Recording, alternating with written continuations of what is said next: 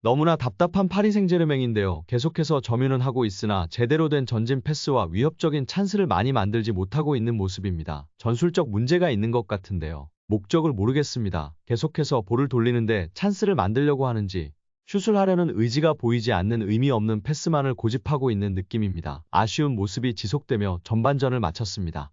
전반전 종료 후 미드필더 라인에서 비티냐 다음으로 높은 평점인 6.9점으로 마무리되었습니다. 6.6점, 6.7점의 무아니와 은바페보다 높은 평점인데요. 파리 생제르맹 선수들이 이렇다 할 모습을 보여주지 못한 전반전이었습니다.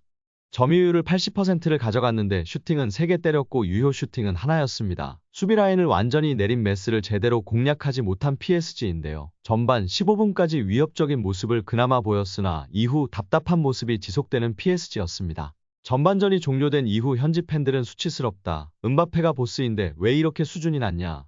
제발 골대에 패스해. 은바페는 팀을 떠나는 게 나은 것 같아. 팀을 위해 말야 등의 반응을 보였습니다. 답답한 파리 생제르맹의 맥을 뚫어주는 이강인인데요. 후반 48분 오른쪽에서 환상적인 크로스로 비티냐에게 택배 크로스를 전달하였고 비티냐가 마무리 지으며 드디어 앞서 나가는 파리 생제르맹입니다. 오른쪽으로 자리를 옮긴 후 바로 공격 포인트를 기록하고 답답한 PSG 공격의 활기를 불어넣는 이강인 선수입니다. 크로스가 워낙 날카로웠던 만큼 득점을 터뜨린 비티냐 역시 곧장 이강인을 찾았는데요. 비티냐는 이강인을 손으로 가리키며 환상 어시스트에 대한 고마움을 전했습니다. 자신의 득점에 대한 공을 이강인에게 돌린 세리머니이기도 했습니다. 이강인도 그런 비티냐에게 다가가 득점을 축하해주며 아름다운 케미스트리를 만들었습니다. 이강인은 이전의 훈련 때에도 비티냐 선수와 즐거운 장면을 만들기도 했는데요. 비티냐가 이강인에게 바디 페인팅을 배우고 실제로 해보고 있고 루카 에르난데스도 자신의 앞에서 다시 한번 해보라고 요청하여 이강인 선수가 시연하는 듯한 모습이 관찰되어 화제입니다. 지난 AC밀란과의 챔스에서 이강인 선수의 환상적인 바디 페인팅에 이은 슈팅이 골퍼스트를 맞아 아쉽게 골로 연결되지 못했었는데요. 당시 바디 페인팅의 지루가 완전히 속는 장면이 화제가 되었습니다. 이전에도 이강인 선수의 바디 페인팅이 워낙 좋아서 카메라까지도 속은 적도 있었습니다. 이에 최근 훈련장에서 비티냐, 루카 에르난데스가 관심을 보이고 배우고 있는 모습이 팬들의 주목을 받고 있는 것 같습니다. 이강인 선수의 장점 중 하나인 바디 페인팅에 세계적인 선수들도 배우려고 하는 모습이 정말 감회가 새로운 것 같습니다. 후반 60분에는 비티냐에게 패스를 받은 은바페가 멋지게 가마차기 슛을 시도하며 골망을 갈랐습니다. 은바페의 추가골이 나오면서 2대0으로 앞서 나가는 PSG인데요. 후반 63분 현재 축구 통계 매체 소파스코어 평점을 살펴보면 7.7점을 받았는데요. 터치 48회, 패스 성공률 92%, 키패스 3회, 어시스트 1회, 빅찬스 창출 1회 등 맹활약을 펼치며 파리 생제르맹 승리를 이끌고 있습니다.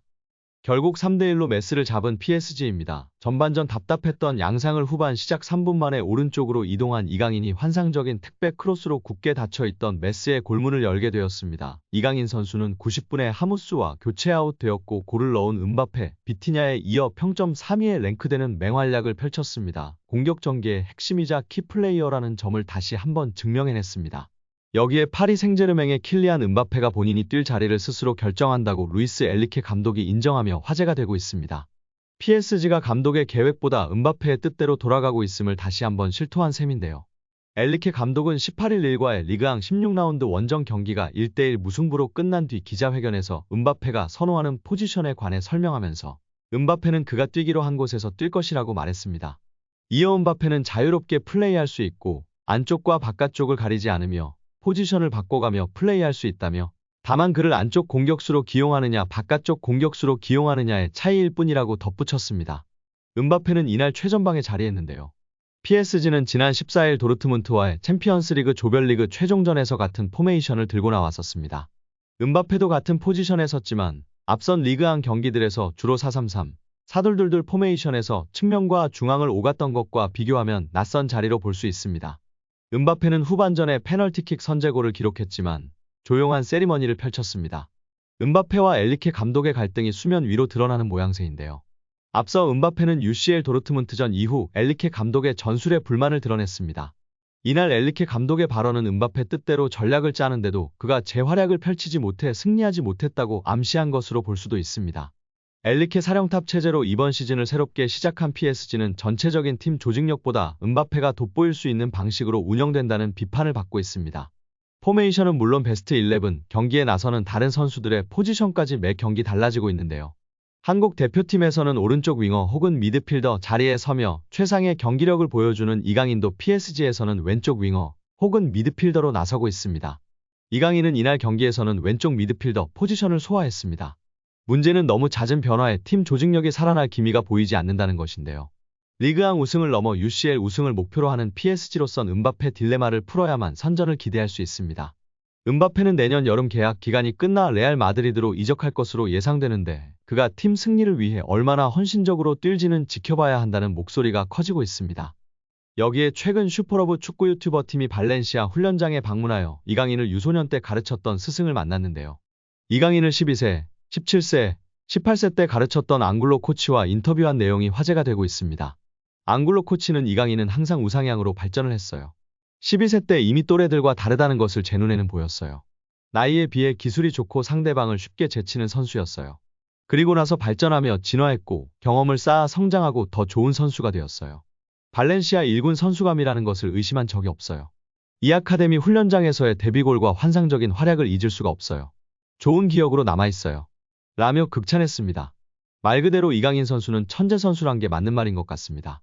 오죽하면 발렌시아 팀 내에서도 항상 나이가 2살 더 많은 형들 팀에서 경기를 항상 업해서 했으니까요. 거기다가 그것도 모자라서 전체 팀에서 유럽팀에서 스카웃하려고 난리법석을 떨었을 뿐 아니라 스페인 국대에서조차 외국인 선수를 영입하려고 국적이민을 시켜려고 했겠습니까? 말 그대로 스페인 축구를 씹어먹은 선수입니다. 그런 선수가 많거나 흔할까요? 강인 선수의 천재성, 잠재성은 많은 레전드들도 인정하고 있는 상황입니다. 비등비등 선수였음 절대 외국인을 이민시키려고 안 했을 겁니다. 아마도 이강인만한 선수는 20년간은 나오기 힘들 것이라고 레전드들이 입을 모으고 있습니다. 손흥민 선수에 이어 세계 축구사에 또 한 번의 역사를 쓸 것으로 기대받고 있는 상황입니다.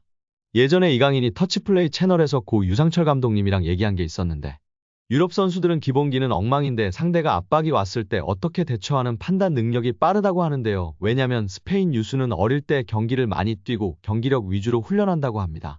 그래서 유럽 스카우터들이 한국 선수들 평가할 때 기술이 좋고 빠르고 기본기도 훌륭한데 전술이의 능력이 떨어진다고 지적하기도 했었습니다. 강인이는 이를 갖추기 위해 외국에서 축구를 해야 한다고 강인이의 부모님들께 적극 권했다고 전해지고 있습니다. 강인이 같은 아이를 본 적이 없어서 방송 후에도 UBFC에서 따로 교육했었고 결국 10살 때 스페인행이 성사되면서 헤어지게 된 것입니다. U20 월드컵 4강 김은중 감독도 우리나라 선수들이 옛날보다 기본기, 개인 능력이 훨씬 앞서고 있으나 특별하지 않은 것은 특징이 없다. 전술이해도 게임 운영 능력과 더불어 개인적 특징이 강해야 한다고 발언하기도 했습니다. 이강인 선수는 스페인에서 게임 운영 능력, 전술이해도 등이 탁월했고 탈압박과 드리블이라는 개인 능력까지 좋아 앞으로가 더욱 기대되는 상황입니다.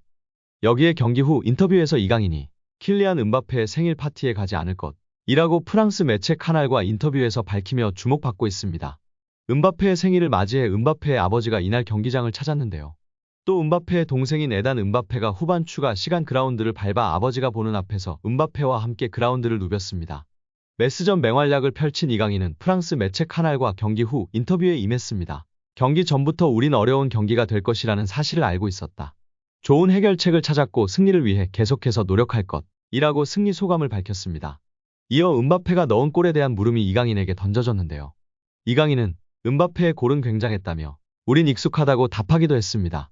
생일 파티에 가지 않는다고 답변한 이강인인데요. 찐케미 브로맨스 파트너 음바페의 생일인데 가지 않는다는 것이 이해가 되지 않는데요. 올 겨울 이적 시장에서 행보를 보이려고 하는 것인지 이강인이 프랑스 컬렉션이 아니면서도 높은 인기와 실력에 배가 아픈 건지 모르겠는데요. 가족끼리만 하는 생일 파티이길 바라봅니다. 인싸 이강인 선수가 안 깔 리가 없을 텐데 지난번 네이마르 떠날 때 초대받아서 보복인가요? 뭐 암튼 우리 이강인 선수 다치지 않고 주변 잡음에 신경 쓰지 않고 맹활약 해주길 기대하고 응원하겠습니다.